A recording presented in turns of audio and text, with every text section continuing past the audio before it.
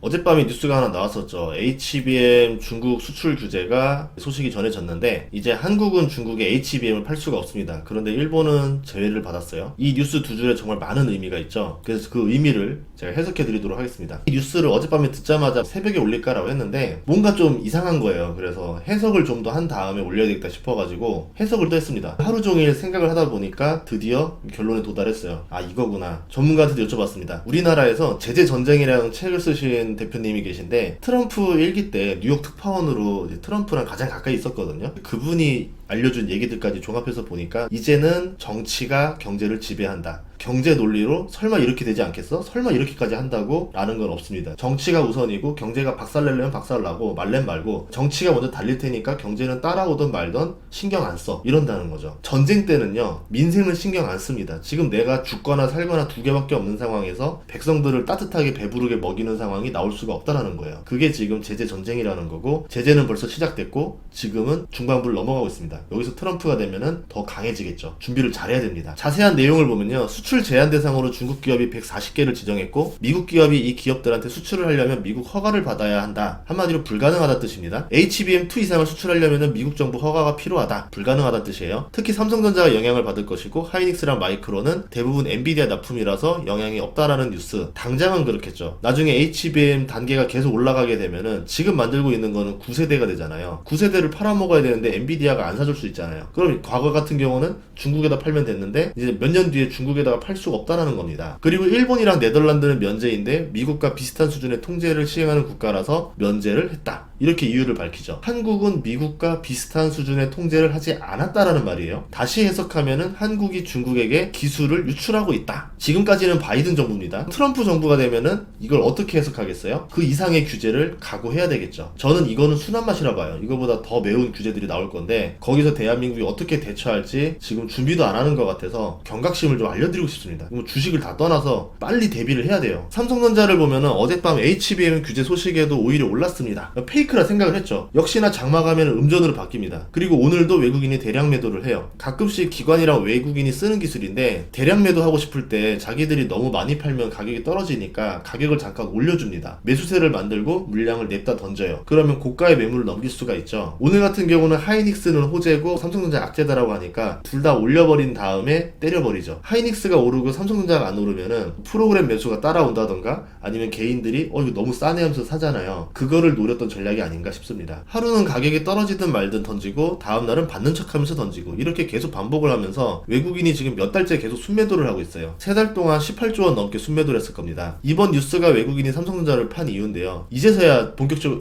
이번 뉴스가 외국인이 삼성전자를 판 이유라는 거를 대중들이 인식을 했죠. 그동안은 외국인이 왜 파는 거야? 왜 이렇게 주가가 싸지? 이러면서 매수를 했어요. 근데 오늘은 개인들도 매수를 주춤합니다. 이거 보니까 상황이 이상하거든요. 그리고 오늘도 외국인은 계속 삼성전자를 팔 거라고 암시를 했습니다. 문제는 이 뉴스들이 계속 알려주고 있었는데도 불구하고 가끔 문제가 없다, 괜찮다 하는 뉴스들이 나오면서 대중들이 혼란스러워하는 거예요. 그리고 외국인들은 주구장창 팝니다. 그럴 때는 외국인들의 행동을 봐야 돼요. 뉴스를 보지 말고 돈을 봐야죠. 외국인들이 왜 팔고 나가는가? 3달째 연속으로 계속 팔면 뭔가 이유가 있는 거 아닌가? 생각을 해야 되는데 주가가 싸졌으니까 사야 돼. 매수를 눌러야 돼. 지금은 그런 시기가 아니라는 거예요. 그러니까 경제가 우선인 시대에서는 그게 맞는데 정치가 경제에 악영향을 줄 정도로 전쟁을 하는 시대에서는 경제는 뒷전이거든요. 근데 지금 우리는 싸다고 매수 버튼을 누르고 있는데 이거 굉장히 위험한 행동이라고 다시 한번 말씀드리고 싶어요. IMF 때도 정부가 외환위기 없다, 문제없이 잘 해결하고 있다 이런 보도했는데 결국 어떻게 됐는지 아시죠? 신문사는 어쩔 수 없이 정부나 기업이 주는 기사를 그대로 송출해야 되는 경우가 있습니다. 몇 개를 1년치로 계약을 맺어서 하는 경우가 있어요. 신문사에 광고도 주기도 하고 이러니까 신문사는 어쩔 수 없이 그냥 주는 대로 보도자료 받아서 써야 되는 경우도 많거든요. 그래서 우리는 가짜뉴스를 스스로 걸러낼 수 있어야 돼요. 한 달 전에 나온 뉴스만 봐도요. 이미 이런 일이 벌어질 거를 암시했습니다. 제3국을 통해서 중국으로 AI 칩이 유입되는 것을 원천 차단한다. 중국으로 재수출 가능성이 있는 40여 개국은 추가 라이선스를 받아라. 안 된다는 거죠. 특히 엔비디아도 중동의 반도체를 수출하려면은 별도의 허가를 받아야 된다. 이 뉴스 이후에 엔비디아가 $150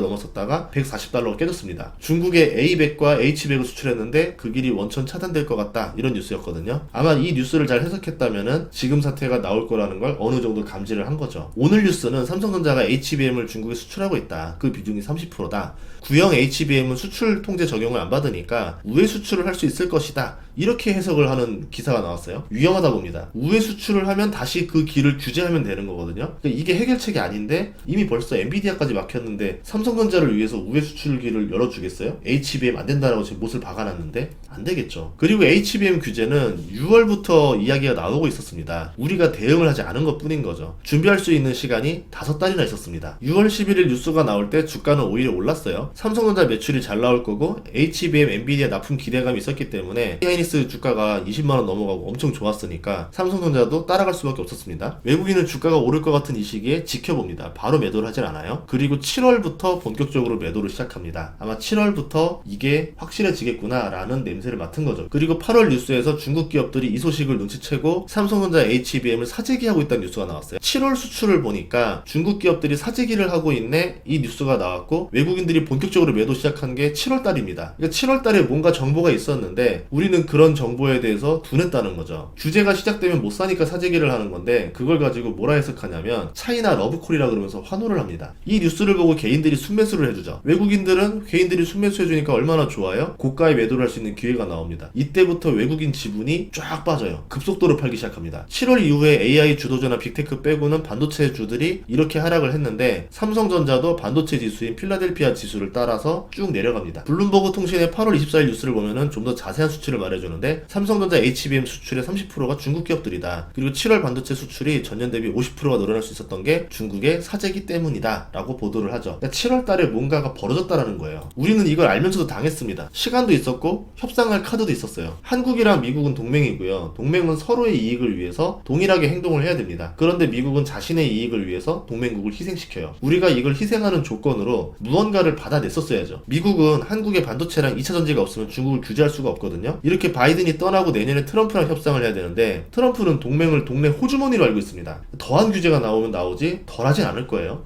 바이든 정부 때 최대한 유리하게 협상을 해두고 트럼프 때 조금 내주는 전략을 썼어야 되는데 바이든 때부터 벌써 탈탈 털린 상태에서 트럼프를 만난다? 골든타임을 놓쳤을 가능성이 높죠. 그러면 일본은 어떻게 제외가 됐을까요? 일본은 미국에게 확실하게 줄 건 주고 받을 건 받는 나라입니다. 미국이나 일본이나 타고난 장사꾼들이요. 그런 일본에게 플라자 합의를 걸었던 미국입니다. 아무리 뛰어난 장사꾼이라 하더라도 힘을 가진 장사꾼은 이길 수가 없는 거잖아요. 일본도 전략을 잘 짰겠죠. 어떻게 전략을 짰느냐? 일본의 최근 반도체 뉴스를 보면은 한국이랑 분위기가 달라요. 반도체랑 AI에 90조 원을 쏟아붓고 있습니다. 일본 정부의 지분이 들어간 합작회사 라피더스에는 13억 달러를 투자해요. 잘 나가던 일본의 반도체가 플라자 합의로 무너졌었거든요. 그런데 일본이 무너진 지 수십 년이 된 반도체를 왜 다시 재건하려고 할까요? 반도체는 기술도 중요하지만 산업 생태계가 존재해야 돼요. 그래서 일본 반도체 다시 재건하려 해도 못 따라한다 라고 했는데 따라잡는다 하더라도 한국과 대만의 기술을 따라잡아야 되고 막대한 돈을 계속 투자를 해야 됩니다. 그 이야기는 뭐냐면 일본이 자신이 있다라는 거죠. 뒷배가 있으니까 하는 거예요. 6월 뉴스를 보면은 2나노 원천 기술을 가진 IBM과 라피더스가 협력을 맺었다고 나옵니다. 반도체 생산은 아시아가 하지만 원천 기술은 미국이 가지고 있어요. 그 미국이 원천 기술을 일본에 주고 있는 거죠. 2나노를 바로 만들면은 일본은 대만, 한국과 기술 속도가 같아집니다. 미국은 한국산 반도체를 통제하면서 일본은 제외를 시켜줘요. 일본의 반도체를 키우겠다는 얘기죠. 일본은 미국의 바이든 정권에서 엔캐리 같이 유동성을 계속 대줬잖아요. 그러니까 줄 건 주고 받을 건 받는데 반도체를 받았다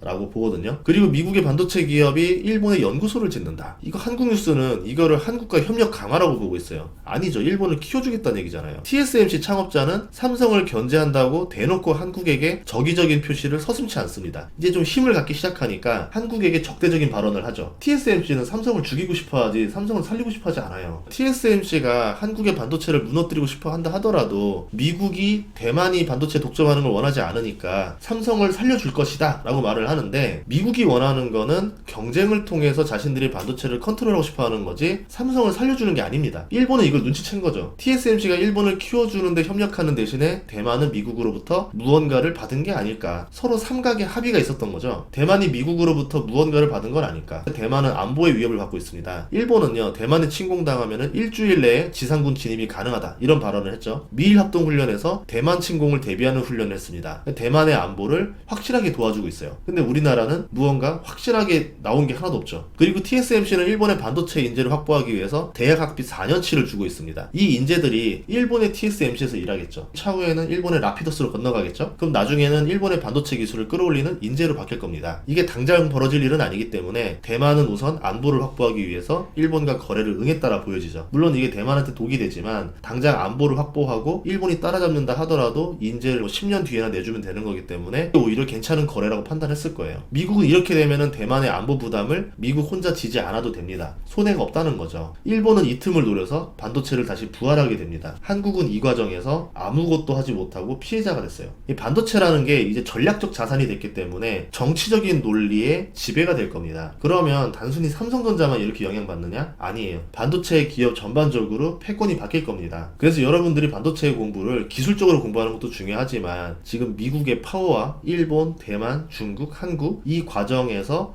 어떤 역학이 벌어지는지를 보시면서 투자를 했으면 좋겠어요. 이렇게 역학관계를 보다 보니까 단순히 이게 삼성전자만 피해자가 아닐 거라는 생각이 들거든요. 이게 공개적으로 발언할 수 있는 건 아니고 좀 찝찝하고 애매한 거라서 멤버십에만 얘기를 하도록 하겠습니다. 이거를 공개적으로 밝혀도 될 때, 뉴스 기사가 같이 수면 위로 올라올 때 그때는 약간 공개적으로 영상을 올리도록 하겠습니다. 다음 시간에도 좋은 정보로 찾아뵙겠습니다. 구독과 좋아요, 알림 설정 부탁드릴게요. 고맙습니다.